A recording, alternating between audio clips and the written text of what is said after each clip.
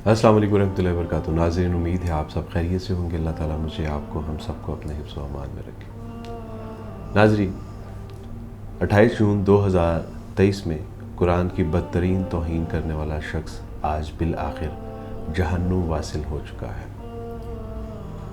ईद उल अज़हा का दिन था। स्वीडन के शहर स्टॉकहोम में वहाँ की सबसे बड़ी मस्जिद के सामने कुरान जलाए जाने का एक दिल खराश वाक़या सामने आया। इराक़ का एक मसीही जिसका नाम सल्वान मैती मोमिका था, उसने ऐलान किया कि मैं मुसलमानों की ईद उल अज़हा के दिन कुरान को सरेआम जलाऊंगा, और स्वीडन की हुकूमत ने बाकायदा तौर पे उसको प्रोटेक्ट किया।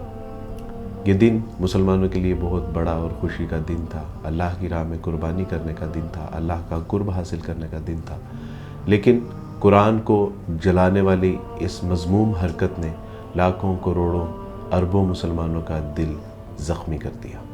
और आज सल्वान मैती मोमिका के घर से एक कमरे से उसकी लाश मिली। पुलिस का कहना यह है कि उस शख्स ने ख़ुदकुशी की है। यकीनन जो अल्लाह के कलाम को, एक ऐसे कलाम को जो आग से बचाने के लिए दुनिया में भेजा गया है, जब लोग उसको जलाने की मज़मूम हरकतें करेंगे तो उनका अंजाम यही होगा, ना सिर्फ दुनिया में बल्कि आखिरत में भी अज़ाब अलीम से दो चार किए जाएंगे। नाज़रीन, मुझे हमेशा ये बात तकलीफ़ देती रही है कि गैर मुस्लिम कुरान को मानते तो नहीं हैं, लेकिन अफसोस की बात है कि ये जानते भी नहीं हैं। ये उस कुरान के बारे में इतनी घटिया और जलील और मज़मूम हरकतें करने से बाज नहीं आते कि जो कुरान बार बार कह रहा है कि अगर तुम्हें लगता है कि ये अल्लाह का कलाम नहीं है, इन कुंतुम फ़ी रैबिम मिम्मा नज़्ज़लना अला अब्दिना फ़अतू बिसूरतिम मिन मिस्लिही, अगर तुम्हें लगता है कि ये कलाम मिन जानिब अल्लाह नहीं है जो हमने अपने बंदे मोहम्मद सल्लल्लाहु अलैहि वसल्लम पे नाजिल किया है, तो तुम इस जैसी एक सूरत ही ले आओ। वदउ शुहदा,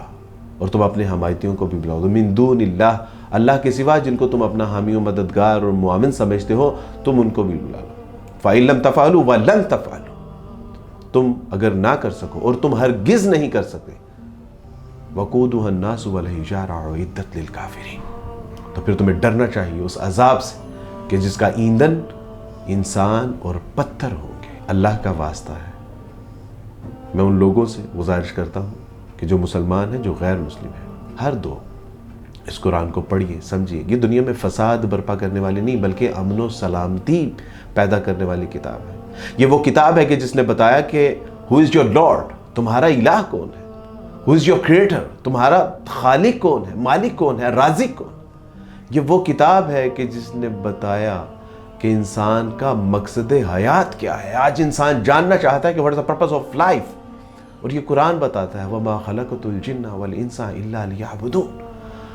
अल्लाह का तारुफ पेश करता है, इस कायनात का खालिक मालिक जो है उसका तारुफ पेश करता है। डॉक्टर गैरे मिलर अमेरिकन यूनिवर्सिटी के एक प्रोफेसर थे, जिनको ये टास्क दिया गया कि आपने इसमें ग्रामर की गलतियाँ, इसमें हिस्टोरिकल गलतियाँ, इसमें लैंग्विस्टिक गलतियाँ और इसमें साइंस के हवाले से जो गलतियाँ हैं उनको निकालना है। डॉक्टर गैरे मिलर ने 6 महीने इस कुरान को पढ़ा था, और उसके बाद उन्होंने अपना नाम डॉक्टर गैरे मिलर से बदल के डॉक्टर अब्दुल अहद रख लिया था। ये है एजाज़ इस कलाम का, इस किताब का। बर्नार्ड शॉ ने कहा था कि मैं हैरान हूँ कि जब मैं मशरिक़ को देखता हूँ तो वहाँ मुसलमान तो नज़र आते हैं लेकिन इस्लाम नज़र नहीं आता, कुरान का पैगाम नज़र नहीं आता। लेकिन मैं जब यूरोप को देखता हूँ तो यूरोप के अक्सर ममालिक में मुझे कुरान और इस्लामी तालीमात नज़र आती हैं लेकिन मुसलमान नज़र नहीं आते। लेकिन आने वाले दौर में यूरोप में आप कुरान भी देखेंगे, कुरान के अहकामात भी देखेंगे और मुसलमान भी देखेंगे। शायद ये वही दौर है, और यही सबब है कि ममालिक स्कैरी है, खौफज़दा है कि यहीं जिस तेज़ी से इस्लाम फैल रहा है,